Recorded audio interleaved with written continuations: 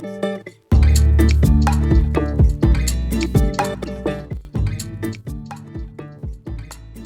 mai haere mai, and welcome to Cult Chat, the podcast where we talk about coercion, control, and all things cultish. I'm Dr. Caroline Ansley. I'm a medical doctor. As a child, I lived at the Centrepoint community, a notorious cult in New Zealand, and now I run a website that advocates for the former children of the community. I'm Liz Gregory, and I run the Glory of Our Leavers Support Trust, and I'm privileged to walk alongside people after leaving this group as they embark on their new lives. And I'm Lindy Jacob. I'm a former member of the Exclusive Brethren, and I'm part of the Olive Leaf Network, a new initiative in Aotearoa to support leavers of high-demand religious groups. Come with us as we unpack the cult playbook. We'll be talking to experts and leavers of coercively controlling groups, and we will call for Kiwis to cult-proof their lives. Come with us as we traverse the cultiverse.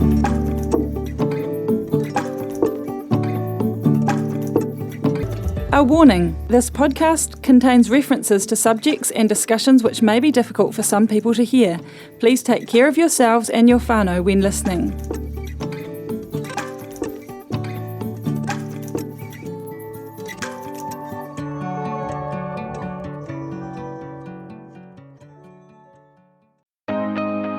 Kaz here with my friend Anka Richter, who's the author of the fantastic book Cult Trip. She's bringing us an exciting event soon. Oh, kia ora. Get ready for Decult, the first cult awareness conference in Aotearoa, New Zealand, happening in Christchurch this October. Oh, that sounds great. Who's it for, Anka? Look, it's for anyone concerned about coercive control and trauma, but we're especially inviting health professionals, social workers, therapists, teachers, police, lawyers, pastors and chaplains to upskill in cult education. These are the professional people who can make the biggest difference for cult survivors. Wonderful. I've been inviting all my medical friends to come along. There's going to be lots of content at Decult, which will be really interesting for them. Head to our website, decult.net, for all the info. See you at Decult 2024.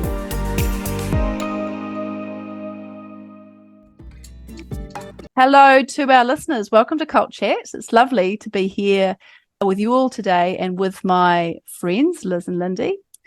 Today I'm talking to Mary Garden, who is a New Zealander living in Australia, who's written several books, and one of them is about her experience of being recruited by 3 different gurus in India. Her book is called The Serpent Rises, and it is a really interesting read. I really enjoyed reading it. It's quick and easy. We can tell you how to get her book in our show notes. This is a 2-part episode. Today's the first. We'll be playing the second fairly soon after. We did record some visuals. Unfortunately, we somehow managed to lose them. So if you're viewing on YouTube, sorry. Also, there's a trigger warning we need to say. We do mention some pretty tough topics here in this episode, some abuse, some manipulation, mental illness. So take care of yourself listening and be mindful of who is listening with you. So after all that, let's get into it and listen to Mary Garden's interview. Hi, Mary.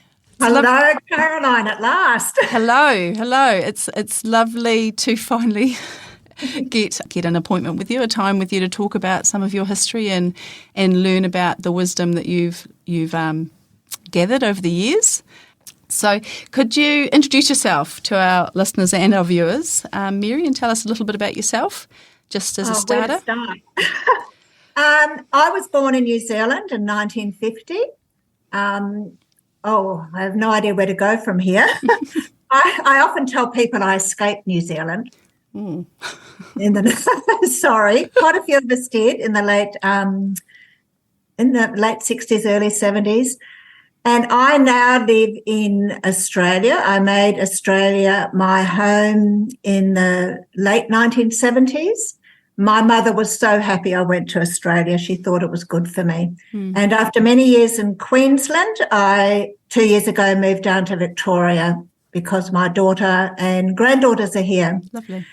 And I am a mum, a grandma, a cyclist, an author, a freelance journalist, And I still work in the family bicycle business. We are wholesalers of bicycle parts. So our warehouse is up in Queensland. And I'm way too busy most of the time. I keep thinking maybe I should just do a little bit more meditation, which, I threw a lot of it out the window when I came back from India. But I do a lot of walking and a lot of cycling.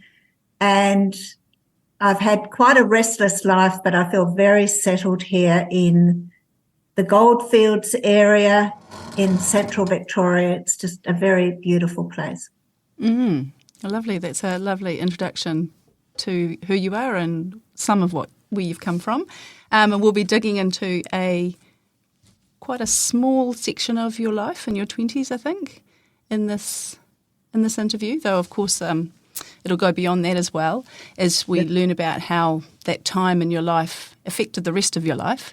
So you've written a really compelling account of your time in India when you were a young woman, following a series of guru masters in the book A Serpent Rising.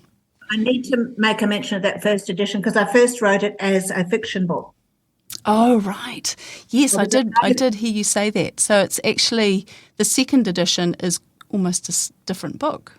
Yeah. Oh, a little bit. I just changed the main character back to me. I made up a pseudonym called Helena Pearson, the person who went to hell and back. And my editor suggested I write it as fiction, and he was completely wrong because when it came out, no one treated it like a fictional story. Right.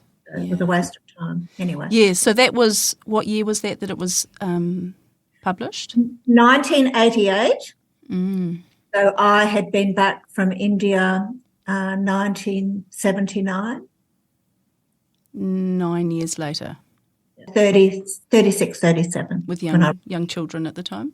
Yeah. So they usually say, the book actually, you were going to come to this later, but the book actually started when I was pregnant with my son. And I was looking for something to do to fill my time, and I saw a short story writing course being held in Brisbane, and I trotted off to that, almost didn't go back. And then for homework, one week the instructor said to write a short story, and I can't write fiction. And I wrote this short story and pretended it was fiction, and it was about something that happened to me in India when I threw my passport and money out the window of a train, and I called it Ripped Off by Ants. And he came back to me and said, "This is exceptionally well written, and I think you should write a full story of your years in India." And I was flabbergasted because nobody had ever told me I could write well. So it sort of haunted me over the years, and I definitely wasn't ready to write down my story at that time. But, I keep writing little bits and putting it in the bottom drawer. And then it was like I had to write this story. I just couldn't get on with my life. And I literally wrote it in the dining room with young children running around me. Wow. Golly. So, you're still quite young, really, when you did write it, and though somewhat removed from the events, 9 years later when it came out. So there's a bit of distance from the story then, but still a fair amount of youth and being in your 30s, still a lot to learn in life. It's a fascinating story, but we're talking about A Serpent Rising right now, but could you tell our listeners and viewers a little bit about how the journey that is covered in your book started and unfolded and where it took you? So it's a big question. Well, the journey really begins in childhood, doesn't it? I believe, for many of us. And New Zealand in the 1950s is often portrayed as a golden era, and it definitely wasn't for most of us. It was very conservative, very dour, quite bleak. There was a lot of domestic violence behind closed doors, which my mother couldn't escape from. So I grew up in a very dysfunctional family. There was quite a lot of violence from my father toward my mother and my brother and I, not my sister. And I had my sister who's recently died, she was very abusive to me. And this pattern that was set up. Very early on, my parents worried about my sister, that they thought she might have had a mental illness, so she was very closeted.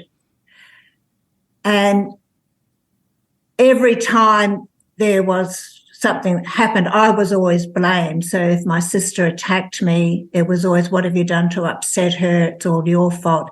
That pattern went right through my life till my early 40s, not only being with gurus, but even with men in Maloney in the 1990s, that it's all your fault. There's something wrong with you, it's all your karma. So that pattern was there. And I left home very early. I left home at 16 and went to university. I was trying to grow up as quickly as I could. And I honestly thought at 16 I was like in my 20s. And my very first boyfriend, who I am still in touch with, he lives over here in Queensland, he thought I was 25 and I was 16.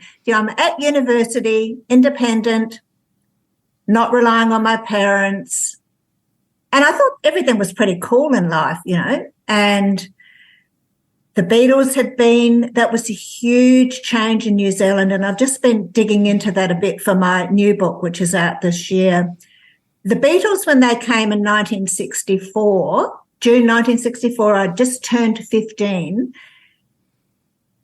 That changed New Zealand. There's a lot that's been written on that. It was a huge event, and we really thought the world was changing. I was so excited. I was madly in love with the Beatles. And as we find later out, they were one of the reasons I went to India. So that whole area of the 1960s, even though I was at university, was quite a heady time. And who was that woman who wrote 50 Years as a Feminist? Ooh. Susan Kedgely talks about this a lot, the 1960s and 70s. So I'm at university. The last thing I should have done was go to university. So my parents didn't care what I did.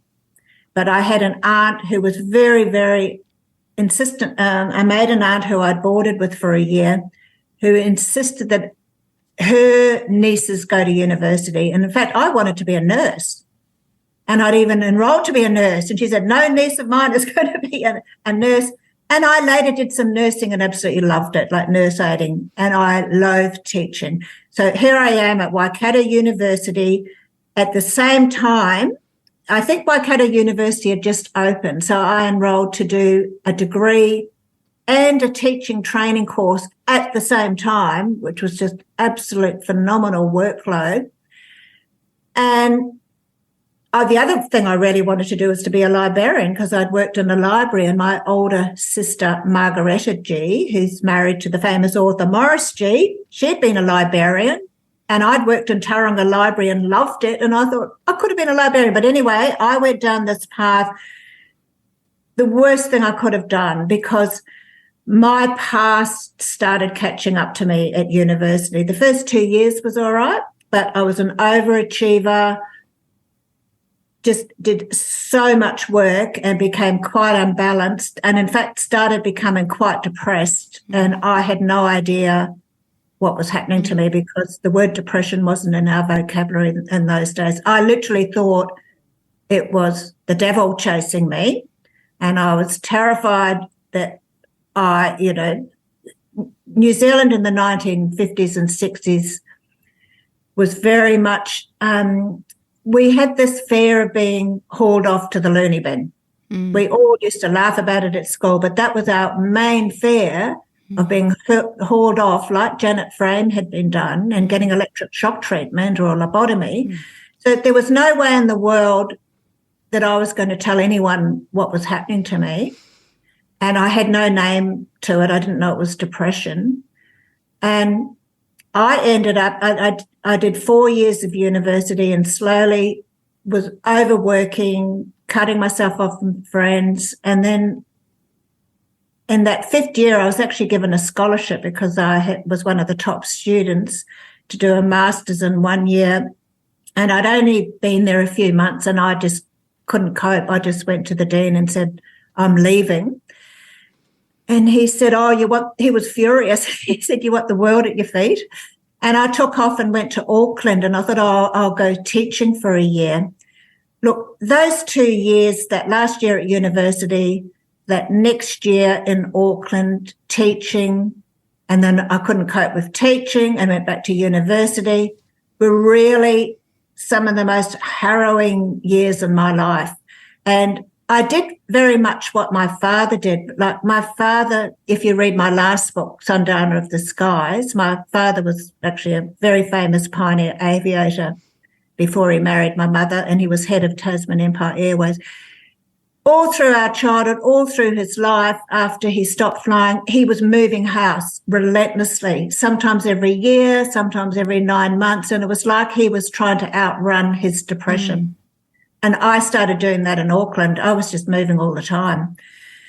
And where did you start to head towards Eastern ideas? One important thing, that last year at university, so I was just so depressed. Sometimes I would lie under the bed and I had no idea what was going on with me. And there were notices. There was no counselling services back then. But there were notices around the university to do Bert Potter's therapy group. Yeah. And, oh, my God, I was so tempted to do that, but I was too nervous. That's very interesting context, Mary, actually. Missed a bullet there. Yeah, but to describe the complete lack of support in the mental health arena. There was no support whatsoever. But yet Bert Potter was advertising. I don't think depression was actually a term then. I think anxiety was, and schizophrenia.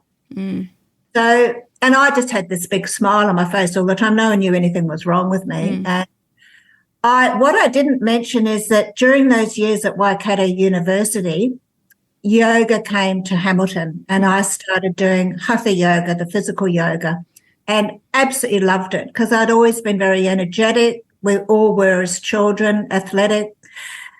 And I started doing yoga, and it was a huge benefit for me. Went to several classes a year. So I kept doing that in Auckland. And at the end of that year, so it was 1972 in Auckland, at the end of the year, I saw this notice in a health food shop about some ceremony that was going to happen that night at Henderson Yoga Ashram, which was the very first yoga ashram in New Zealand. And it said there was some visiting Swami going to be doing some ceremony. I was a complete atheist by that time. But I was intrigued. I'm really not sure why I got in my car and drove out to that Henderson Yoga Ashram. And it was run by a very strange, eccentric man called Lou Postlethwaite. Certainly not a dangerous man. I should have just stayed in that ashram. But I went out that night and sat down at the back of that room where everyone was sitting on the floor, and it was all dark. There were candles. There were pictures of the Hindian gods and goddesses up the front, and people were singing and chanting, and the Swami was doing whatever he was doing. And I still don't know what happened to me that night. I was completely transported into another state of consciousness. Now, I had taken drugs at university. We did take drugs in the 1970s at university, 60s, marijuana. I had been drinking a lot, the odd acid trip. So it was very much like an acid trip, but I felt completely in control. And I sat there and felt this ecstasy and this peace that I had never felt in my life. And I just remember driving home and thinking, that's it. I'm leaving university. So quite a profound experience for you. I went to university the next day and told my supervisor I'm leaving, and he said, I've never seen you so happy. So this was actually a really, really good thing that happened to me, because I gave away most of my possessions, moved into this house in Henderson, and there was a small group of people there. And it was like my first experience of feeling like I belonged, that I was with the family. It was very heady times. I became a vegetarian. I changed my clothing. I was studying all these Eastern texts. We were sitting at night, chanting and meditating, doing yoga throughout the day. And I actually went back school teaching because decided I was going to go to India. So I needed to get some funds to go to India. So how long were you in the ashram in Henderson? So from early January until May. Okay, so only a few months. It was such a happy time. And Lou Postlethwaite was furious when some of us went off for dinner one night at this doctor's place. And, I actually remember his name, Peter Medill. He had just come back from Sai Baba in South India.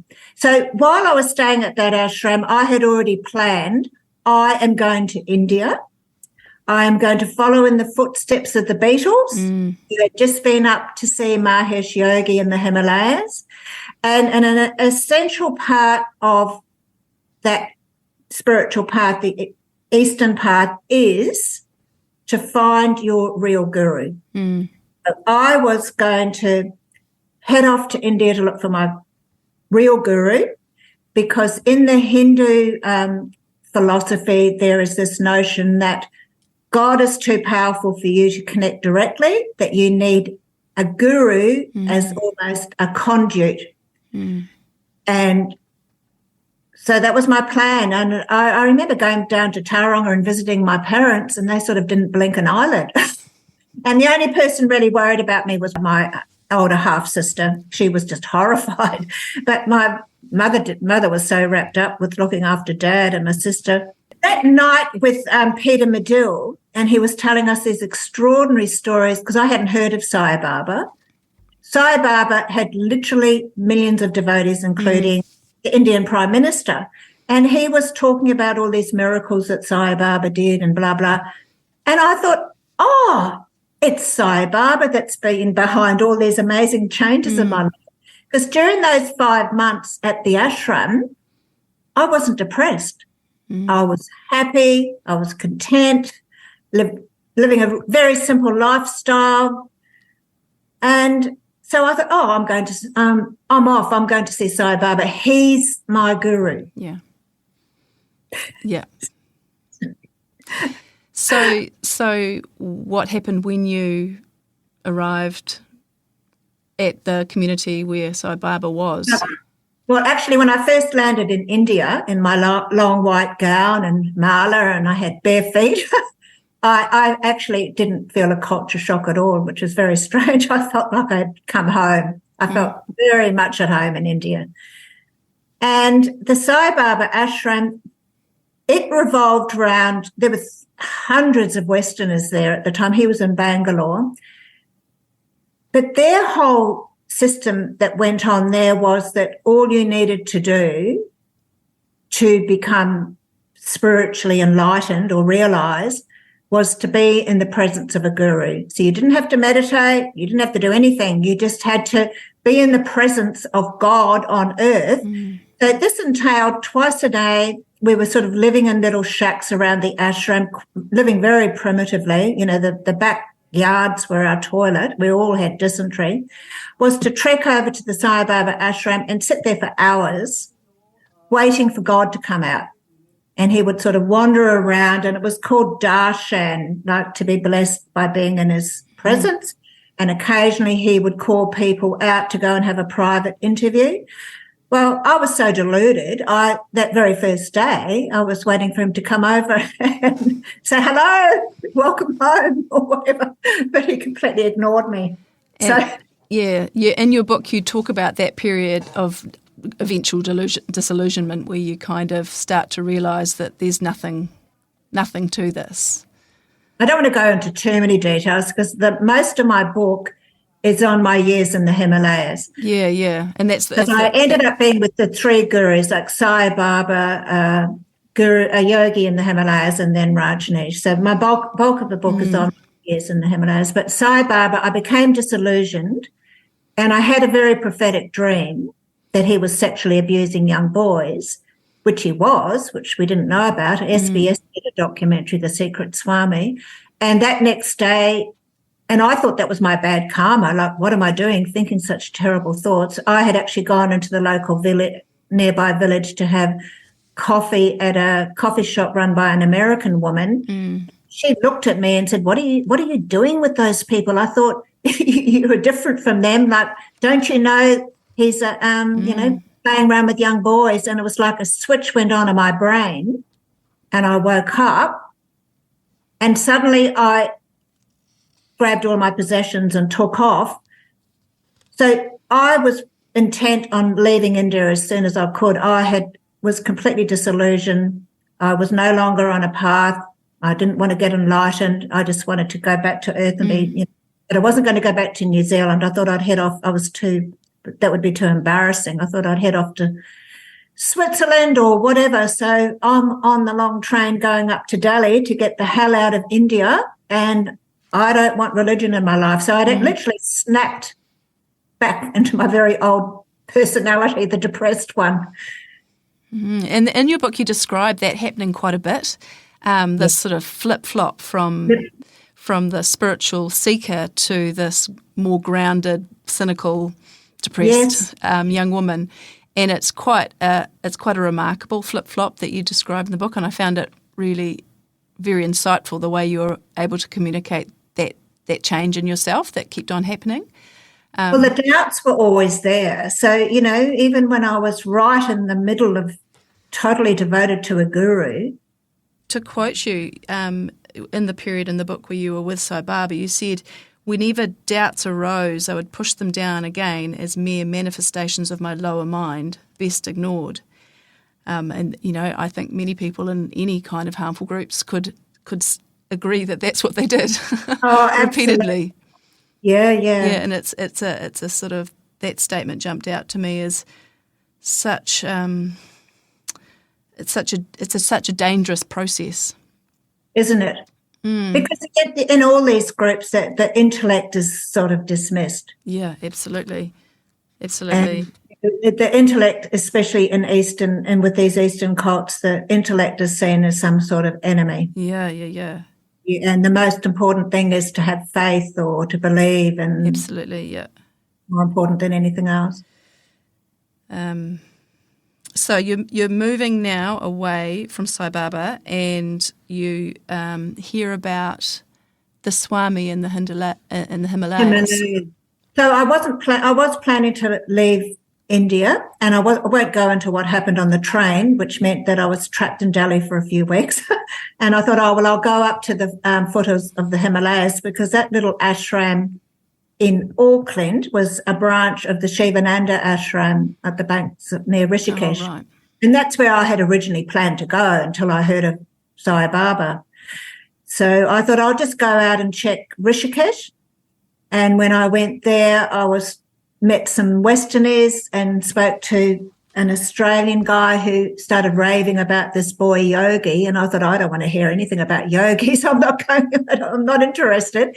And he sort of persuaded me to come with him the next day up to this little ashram, which was right next to the ashram where the Beatles had gone, the Mahesh Yogi ashram. Right. And look, it is, I don't know what it's like now. Like, I wouldn't go back to India if anyone paid me $1 million. I've got too much trauma. But it is the most beautiful place. So there were no roads. So it was north of Rishikesh, and we had to walk over a bridge to get to the other side. There's no roads.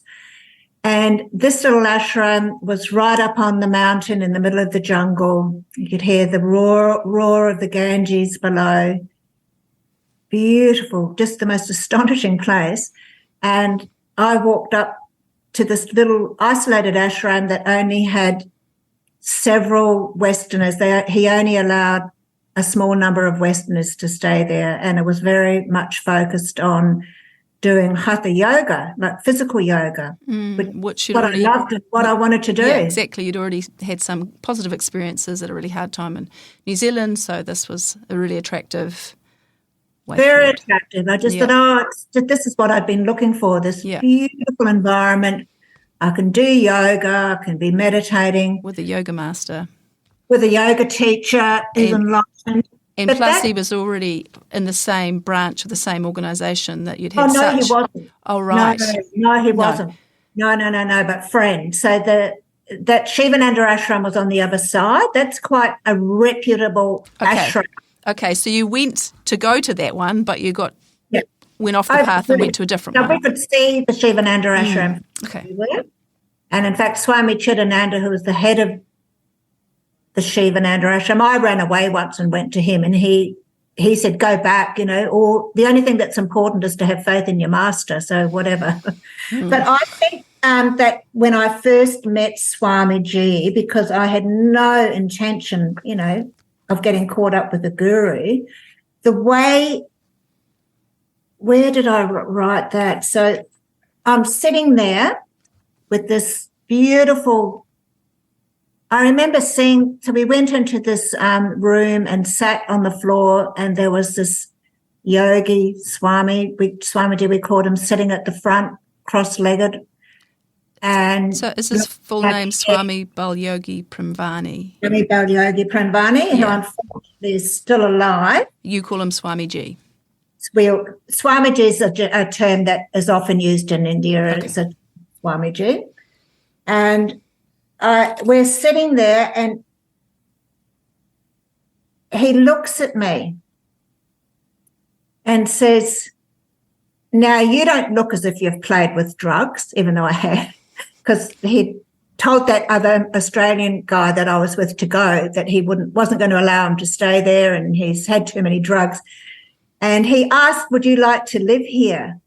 And he said, we have a 3-month introductory course, but most people don't last that long.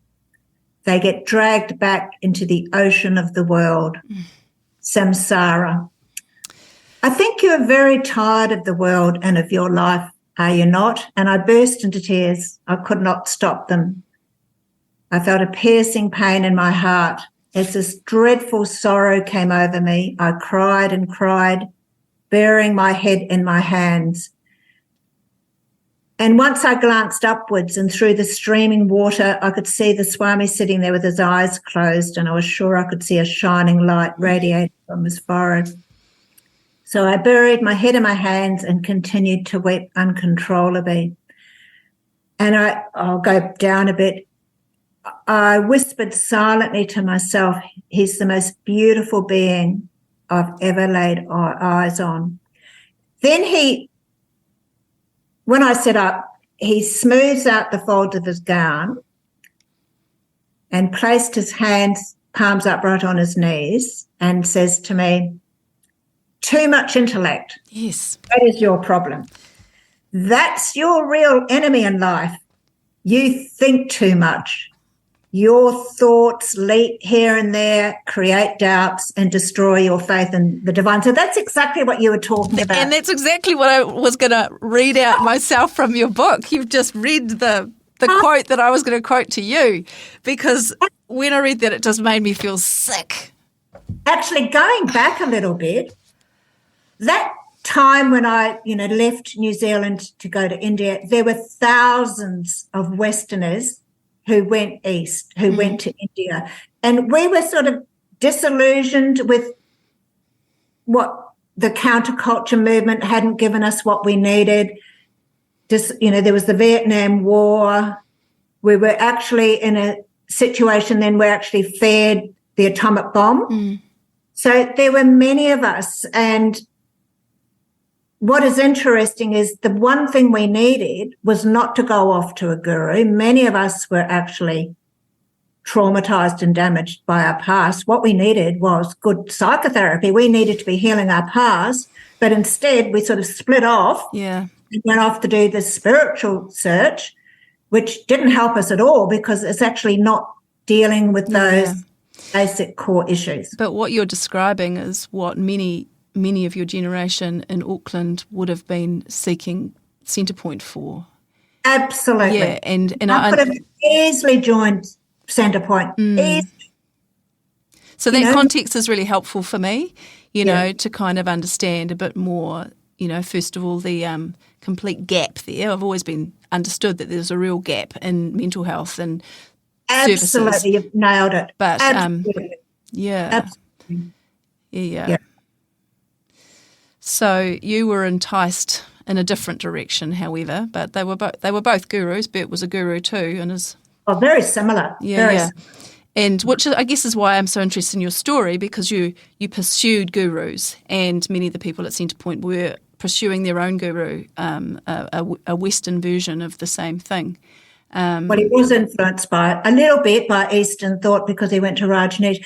The whole point in Hinduism too is that, because I remember when my book came out and I was interviewed on the Ray Martin show, Channel 9 midday show television, and it was a terrible interview because my book was one of the very first, I think it was the first book in the world to shine a light on it really is a sex cult. And he said, "Don't you think there's something wrong with you that you from one guru to another?" And I didn't know what to say. It was just awful.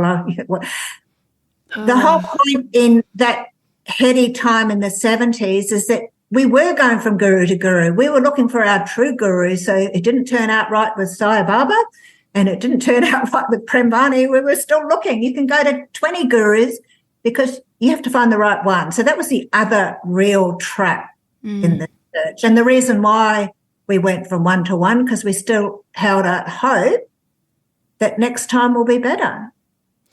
And inherent in it is that whole notion of surrender, which it's again very dangerous.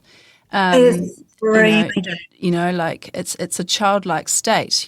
Children surrender to their parents because it's a trustworthy, normally, context for that, and they know no other way of being. But for an adult with a mind, a reasoning mind, and to basically just choose someone they know nothing about, they know that nothing about their intentions or their history, and just surrender.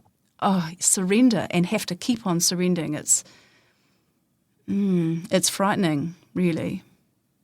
The whole danger with this concept of guru, which is quite unlike some of the Christian cults. Maybe you can generalize. We were not allowed to question them because in Hinduism, like Brahmin is beyond good and evil. There's even that famous story of the Mahabharata where Krishna is talking to, I can't remember the details now, of someone that he needs to kill his brother because, this is all an illusion. So there was this whole thing that we were not allowed to question either Sai Baba or Premvarni because we don't understand the level they're on. So everything that happens is all our fault, and it doesn't matter what he does. He can be violent, he can be cruel, but that's his teaching nature. He's trying to wake us up. So we're always rationalising. And why I was such a prime candidate to get caught up in this is that whole pattern. Yes. With my sister. You'd already learnt it. That my parents had taught me and my aunt and everyone else that enabled it, that I did not really address until I was 40, in my 40s, all that time. Yeah. So that same pattern, it sort of helped explain why I completely fell into this caught and trapped. But luckily I did have this questioning mind because, Swamiji used to call it my monkey mind and always questioning. So I went on this path also because I wanted to be this Hindu celibate nun. And a part of me, when I was a child, actually had wanted to be a nun. I met this beautiful Catholic nun near Westport called what's her name? I can't remember. He had a profound influence on me. And I thought, I'm going to be the celibate seeker in India. I won't need to have sex again. I won't have to have anything to do with men. It was just, I'm going to be on this incredible path. And I will also be helping my parents and my some of the letters I sent home to my parents, I cannot believe that my mother did not jump on a plane and come over and rescue me, because if my daughter wrote anything like the letters that I sent back, they were just deranged. I had a new name, Archana, which meant adoration of the divine. I was never going to come back. I would actually put on the envelopes, on the cerebrum of the earth. I could just write these ludicrous letters, and then I'd get another letter where I'd run away and I'd change my mind. And my mother would write back and just write about the weather, or my father, or they're moving house again. And I'm thinking, what the hell? What the hell? So it really was a perfect storm. Your idealism, your hope for something different, your nature that surrendered and accepted all responsibility for everything that went wrong, and a complete lack of safeguardings was setting you up. And I think it would be great for us to move into some of the things that really went wrong when you were with Swami Ji in our next episode, which we'll be moving on to after this. And you've covered some fascinating content here, Mary, and I would just like to say thank you, and look forward to our next conversation where we'll go deeper. Thank you. Yeah, great. All right. I think that was a fascinating story. I don't know what you guys think of it, but I'd really love to hear what you think of my first half of the conversation with Mary Garden. Please leap in, tell me what you thought. So interesting to hear her voice, because I've read her book, and so it's always really interesting to just hear someone's personality and character coming through. She's got a mind for details, she's got her story sort of well memorized, and she just walks you through various gurus and the thinking patterns. So I find it fascinating she's quite sort of she's just upfront, isn't she? And she just says, oh yeah, well actually I think this, and it's like it's almost like she doesn't have an emotional attachment at times to some of the things she's saying. I found that. Well, I think a lot of years has gone by, and it was a long time ago that she wrote the original story. And I think maybe it's a sort of crafting it over and over and over and over, and doing that process of disconnecting from the trauma of it. I think maybe that's how I kind of read it. Yeah, and I found that quite helpful, because I was just able to look on as an outsider and pull out things, that she said which were interesting. And again, we're getting into that recruitment thing. Just the idea of people with a shared idealism, and that's not a bad character trait, and she's one of those on search for enlightenment. Yeah. I found it super fascinating to listen to a story of a adult recruit to non-Western kind of spirituality, probably particularly because my own background is obviously not in the adult recruit kind of experience, but also I'm more familiar with the more kind of Christian, churchy, evangelical worldview, whereas I do know that there has been over the last few decades a huge pull for hundreds of thousands of Westerners who probably come from an environment like me, maybe grew up with some Christian parents or going to the church youth group down the road or whatever, but that there's been this huge draw over the last number of years towards India and more guru-based spirituality. So I was all ears. It was fascinating, and that can be perceived or talked about in a quite benign way, and in fact maybe a superior way to Western spiritual paths, faith communities. Right. It's almost like it's not just seeking Eastern spirituality, it's rejecting Western spirituality or organized religion. So it's seen as more freeing and more adventurous and maybe a bit more harmless, pick and mix spirituality. I mean, I guess people do that as well with aspects of Christianity, but there's a lot of things that where it is promoted as being harmless only, whereas so it is actually really helpful to hear that, hey, it can have an underbelly too.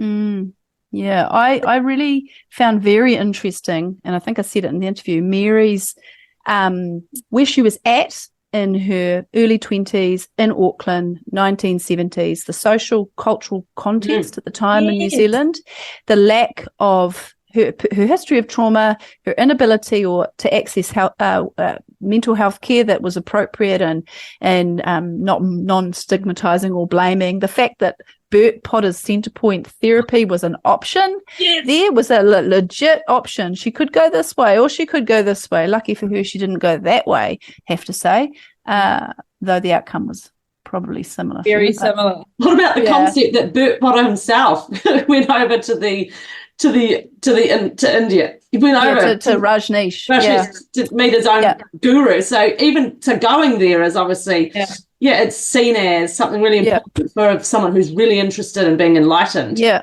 Going to the group down the road in Auckland, it's not quite as exciting as going out on an adventure to India. What she doesn't realise. In the context of there being so little understanding about mental health concerns and history of trauma and so much stigma, it's kind of, exciting to try this different way. And she's trusting she's going to find, what it is she's looking for. She forgets that there's somewhere out there, a recruiter is actually looking for someone who is going to help serve their needs. Mm-hmm. Oh, she didn't forget. She didn't know. No. No, they were perceived as being benign, helpful masters who taught and did it for the recruits' growth and development. They're selfless, celibate beings who are above common humans who do things for their own interests. Yeah. So it was such a lie. She was sold a lie, wasn't she? Yeah. Mm-hmm. But again, fascinating that she bought that lie again several times, right? Which. Mm-hmm. Yeah, it was really interesting. Yeah, and I'm guessing in your next episode, that's something you'll be touching on there, is that continued journey and that search for enlightenment and spiritual, a spiritual experience, and that can actually consume people. It can even keep people in one group where they have questions and doubts. And something that really struck me, she got told, you think too much. Thinking destroys your faith in the divine. Yes. Wow. Stop thinking. Let me think for you. And yes. Oh my gosh, I was told the same thing. That's fascinating. It's what do we call it? Those cliches for just shutting down, stopping cliches for just Stop thinking, stop questioning. The enemy of the cult is critical thinking skills, isn't it? Absolutely. And that's why you work people hard so they're exhausted and tired, because I can tell you the first thing that disappears when you're tired is your critical thinking skills. Yes. I've actually just been on holiday. We had a little breakaway. My brain's taken a bit of time to, crank up to, the words are getting stuck in my head, my little word box getting stuck. It just takes a little bit of time. And once that's been... Because you were underworked or because you're overworked? Yeah, well, that was probably because I was underworked. You're busy through the year, you come, you have a break, and you let your brain sleep. You do a bit more rest, and it takes time to crank up. Well, for people who are exhausted and not getting enough rest, not getting enough sleep, they can't even begin a crank-up process. It's like when you have a baby and you haven't slept for 6 weeks and you just lose your ability to notice things like, my baby doesn't need to keep waking every 3 hours. I can feed them less often overnight. That's what I see. Critical thinking skills go out the window. But how fascinating that the groups like this they're not even embarrassed to say it. They just say straight up, thinking destroys your faith in the divine. There's your spiritual abuse, your little hook there. You want to make it look like you're a successfully enlightened creature, and so you go and obey. People who are being spiritually abused, it might be, it doesn't matter what sort of religious worldview it's coming from. It's always got a hook in there in a cult. Yeah, I remember she made this comment about the Eastern philosophy, Eastern spiritual philosophy. An essential part of that spiritual path, the Eastern path, is to find your real guru. God is too powerful for you to connect to directly. You need a conduit. I'm off to see Sai Baba. He's my guru. That's really fascinating, isn't it? Yeah. Just that constant search. So for her, legitimate, searching for something better and deeper. For them, they've got bad intentions. Those Exactly. cult leaders have bad intentions. None of this, it started out okay, and then it just kind of got worse necessarily. This cult leader had bad intentions from day one. Because why would you say to someone, stop thinking? Yeah. Well, And Unless the you want to idea- implant your thoughts in them. that's the idea of a mystery, conduit. though. It is. Sorry. But that's why they're called thought control groups. I just hate the thought of a conduit. It's like we need a conduit to access understanding, knowledge, spirituality, whatever, because we aren't, what if that conduit is malignant? How do you determine the safety of that conduit? Yeah, I've thought about this before because I've realized that actually there's an innate human need for a role model.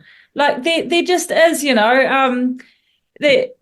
love, like, think about how much our society, we love the superheroes and we love the TV shows where the hero just, comes along and Jack reaches everything, or we can't help it. Or if it's not, if it's not someone in a real superhero or smash up the bully kind of way, it's we do love our thought leaders, our people who we feel that we can trust, who have got solutions for us. Like on the one hand, it's I can see what you mean, that why the heck do we need a conduit? And on the other hand, as human beings, I think we do long for and look for and need others to help us further along in life, who we perceive as having a wisdom that we know we need. Like it's a very normal human need that these gurus then prey on, right? And then where it gets problematic is, where they stop saying, this is the truth as I see it, but go and ask others as well, or feel free to question me, or I might be wrong. They stop saying all of those things that actually lead to true wisdom,